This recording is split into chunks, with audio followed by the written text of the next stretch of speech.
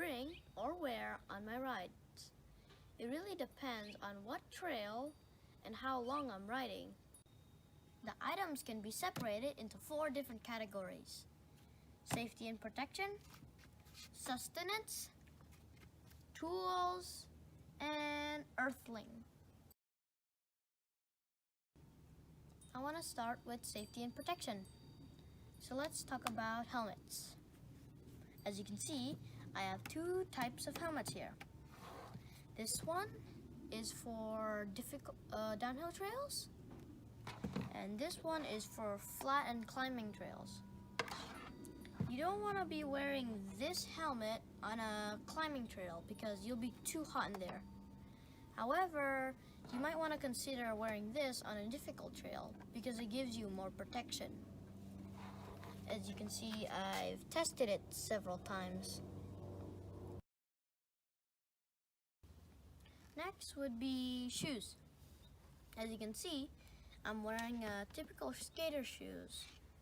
You can buy shoes specifically for mountain biking, but skater shoes work just fine.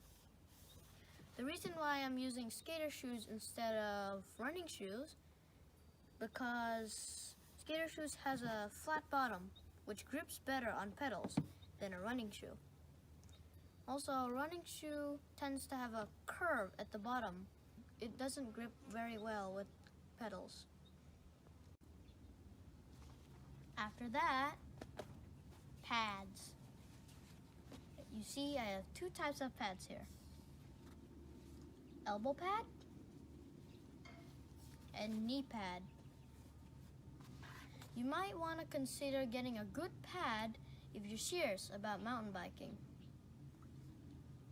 You've probably seen this type of pad, and it has these 2 straps on the back here, which means it slides around a lot, and it has very thin protection.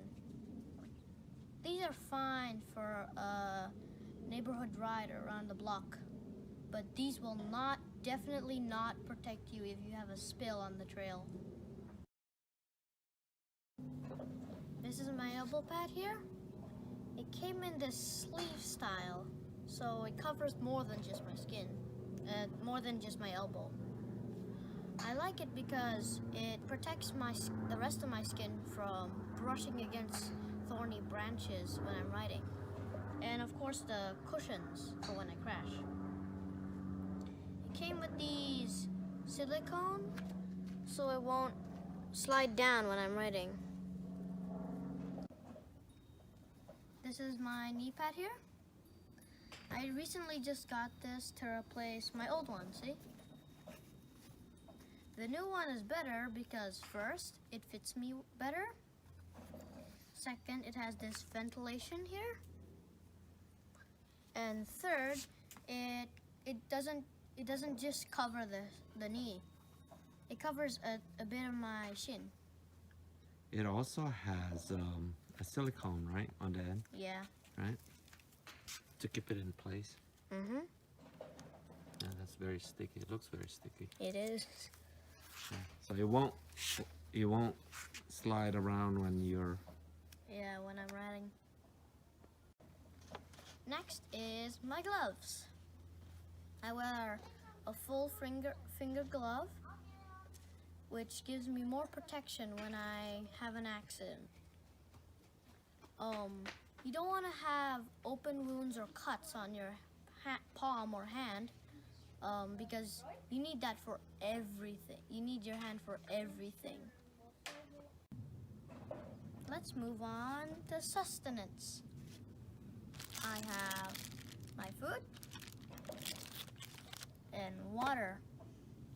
This bag contains about 3 to 4 of this bottle of water. The danger of having not enough water while you're riding is first, you'll be very thirsty, and second, you'll have muscle cramps.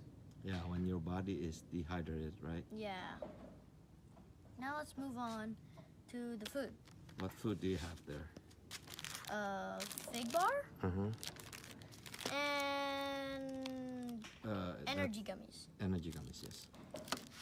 I tend to bring food that has a lot of carbs because they give me energy. The danger of having not enough energy while riding is bonking. Bonking is basically when your body doesn't have anything to make energy with. You'll be shaking and very weak. So the only way to fix that is to eat something with a lot of carbs, because resting alone will not fix that. The next two items are not necessarily carried by me, but are carried by my dad. First is spare tire. If you remember from my previous video, my tires are tubeless, which means there's a special liquid inside of the tire that if there's a small hole, it will automatically seal it. But if the hole's big enough, I have to use this.